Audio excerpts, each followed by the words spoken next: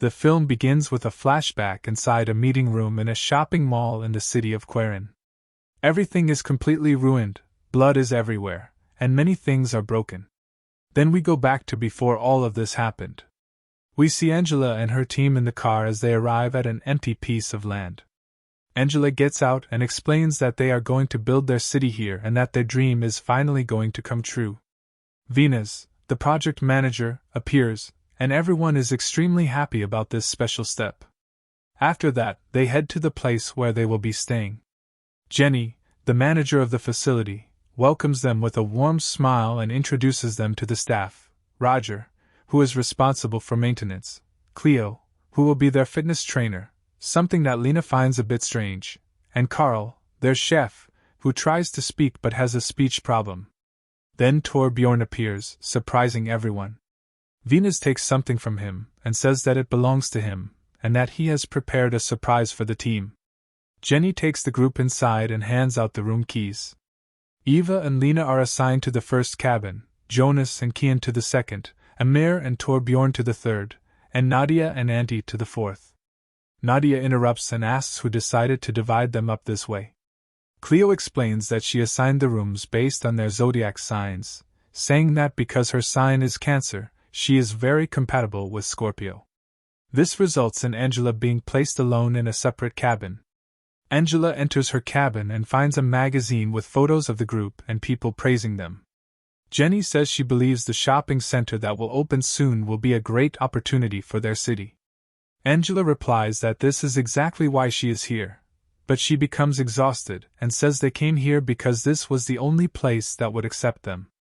Meanwhile, Carl is in the kitchen chopping vegetables and starting to cook, but he discovers there is no gas to turn on the stove. He gets angry, since this is supposed to be Roger's responsibility. He takes the gas cylinder, gets into his car, and speeds off, because everyone is supposed to eat in 2 hours. On the road, something hits one of the tires. He stops to check and finds a wooden plank filled with nails stuck in the tire. He walks into the forest nearby, where he sees many threads lying around and starts collecting them. Suddenly, someone appears behind him and attacks him. We then return to the lodge, where we see Jonas and Kian in their room, and it seems there is a secret between them. Kian does not want Jonas to talk about it right now. Later, Angela holds a meeting with the group and plays the promotional video after Roger manages to get the internet working. The video talks about the City of Dreams, Quarren, describing it as a safe city where people live together in peace and love. When the video ends, Angela is extremely enthusiastic, while the others react normally, except for Jonas, who, as the project manager, feels he has to show excitement. The group starts mocking the video. Torbjorn objects to posting it on YouTube and suggests sending it to a major TV network instead. He talks a lot about the old days and how things used to be done differently. Angela gets annoyed, snaps back at him, and indirectly insults the era he keeps bragging about. She then asks the group when they ever did something truly valuable. Everyone falls silent, unable to respond. After the meeting, Amir announces that they made $15 million from the land deal. Kim explains that major corporations will attend the conference and that he convinced Bachman Crone to lower rent prices to attract local entrepreneurs to Quarren. Among the major companies attending is IKEA. Amir notices Lena standing alone and goes to talk to her. He apologizes for not defending her when she took medical leave. Lena tells him that he is the only person in the group she can tolerate. They then return to the meeting. Nadia meets with Angela, and Lena takes the contracts from them. She is shocked by what she reads and finds her own signature on the documents. She says she never signed these contracts, since the landowner was supposed to receive compensation because they destroyed his land. Jonas looks at her angrily, as he is responsible for all the paperwork and signatures. He is the one who changed the contracts and tricked her into signing a completely different agreement. When they head out to eat, Jenny panics and rushes to prepare any kind of food, because Carl is late and not answering his phone. Jonas whispers something to Lena, causing her to drop the sandwich from her hand and walk away, feeling that something is seriously wrong with the people around her. Suddenly, Jonas appears beside her and wants to talk to her. They step aside, and he tells her that questioning the validity of the signatures in front of the whole group is unacceptable, and that she must never do that again. He tells her to focus, because that is her signature, and that right now she is unable to tell the difference between truth and lies. After Roger finishes his work, he notices a person wearing a strange mask walking past him. He goes to take a break while drinking some juice, and suddenly someone attacks him with a knife and kills him. The killer picks up a stone and scratches his own head with it, then places stones on the body, wraps it in cloth, and throws it into the lake. Later, while everyone is sitting together, a strange character enters and puts on a performance. They call her Suits, the symbol of Quarren. However, Venus gets angry, takes off the mask, yells at them, and storms off. Angela sits with him and calms him down, telling him that she will give him the honor of making the first strike in the ground. She opens the bag and hands him the golden crowbar, which excites him greatly. They then head outside. Cleo speaks to the group and collects all their cell phones, placing them in a single box. She tells them to get ready for their trip.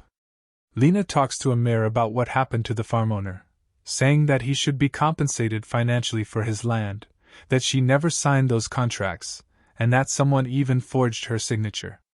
She is shocked when she learns that Paulson, the farm owner, committed suicide after hearing the news. They go into the forest and split into 2 teams. The atmosphere becomes competitive and intense. Jonas's team wins the first challenge. They talk among themselves to strengthen their bond and become more united as one team, but disagreements still remain. They move on to a dangerous swing, and Cleo chooses Lena to go first. Lena becomes scared, and Jonas starts mocking her. She gets angry, runs forward, almost jumps, then runs off while taking off her clothes. At the same time, the killer arrives, steals the cell phones, admires them, and takes them with him.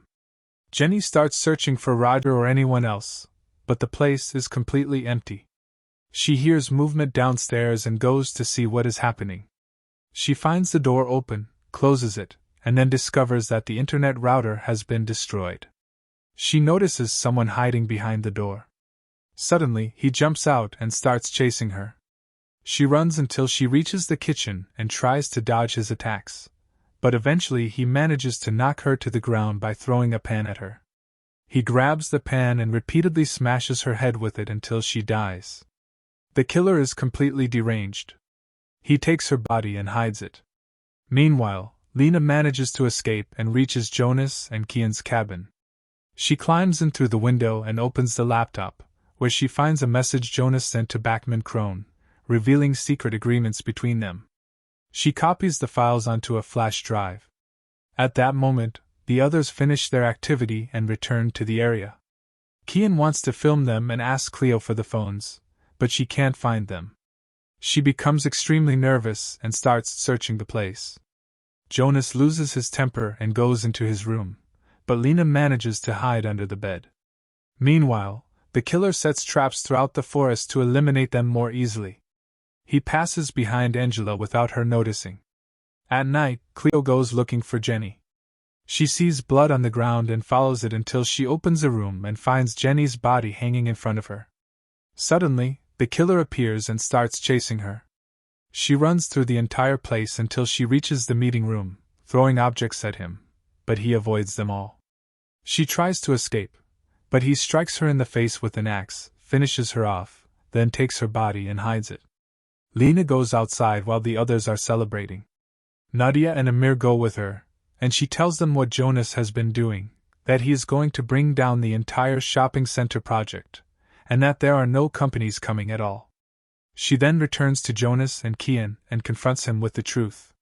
He takes her into his room and tries to convince her to work with him, promising her a good job at Bachman Crone, and denying everything she says. She shows him the flash drive and tells him she took it from his laptop. He becomes extremely nervous and threatens her, but she ignores his threats. She tells him he must either confess everything to the group and stop the construction, or she will go to the police. She leaves and meets Nadia and Amir again. Outside, Kian is still in the water, and you are sitting nearby, screaming and about to leave. At that moment, the killer arrives. Kian thinks it's Jonas and starts talking to him, but the killer approaches and kills him with the boat engine. You run away in panic. Angela comes out of her room and goes looking for Jenny to prepare food, since there is nothing to eat. She can't find anyone, so she enters the meeting room and sees blood everywhere. She is horrified and runs outside, where she collides with the killer and thinks he is Jonas as well. He punches her in the face, wraps a rope around her neck, and strangles her in front of the entire group while laughing. When the others see what's happening, they run away in terror. Jonas and Lena run down the same path, with the killer chasing after them. In the forest, Jonas runs into the ropes and injures his head. Lena comes to help him, and they both run toward the small boat he built during the challenge. They get into the water while the killer watches them from a distance. Jonas takes advantage of the moment and asks Lena for the flash drive, telling her he will report everything to the police. Lena grows even more suspicious and uneasy, but she hands him the flash drive anyway. Suddenly, he attacks her and throws her into the water, causing the boat to flip over. Jonas clings to it while Lena swims away and runs into the forest, with the killer chasing after her. Lena falls into a pit, but luckily she isn't hurt. She discovers Carl's body inside the pit with her. She pulls a wooden stake from the ground, and when the killer reaches her, she strikes him in the face with it.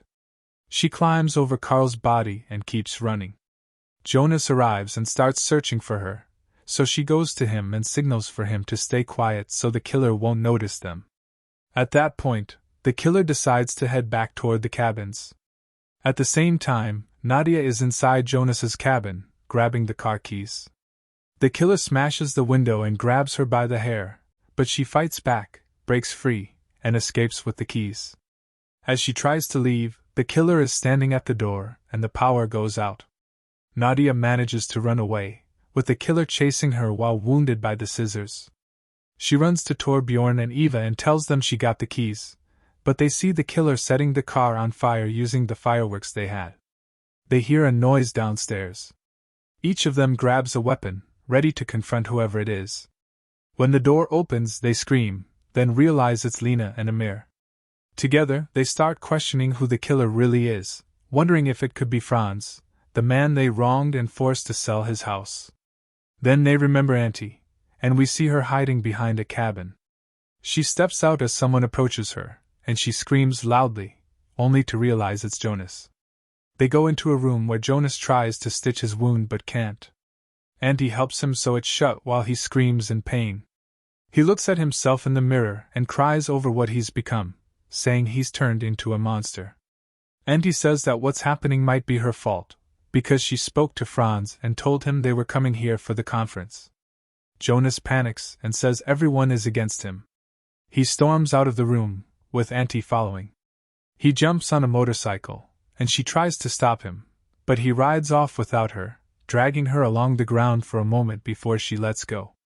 The killer approaches Auntie, and she talks to him thinking he's Franz. She stands up and pulls the covering off his head, only to realize he isn't Franz. Suddenly, he strikes her on the head with a sickle. She walks away singing, completely shocked by what happened. The killer puts the mask back on and continues on his way. Meanwhile, Jonas crashes his motorcycle into something and falls into the lake. The group tries to figure out what to do and how to escape. Lena looks at a map and suggests escaping using the dangerous swing, saying it's the only way to cross the lake. Before they leave, Amir notices a newspaper and realizes the killer isn't Franz, it's Paulson's son, the one who found his father dead in the farmhouse after returning from a fishing trip. They continue through the forest together, but suddenly the killer appears and everyone scatters in different directions. Nadia falls into a bear trap and collapses to the ground. The killer attacks her, but she manages to fight back and stab him in the eye, knocking him down.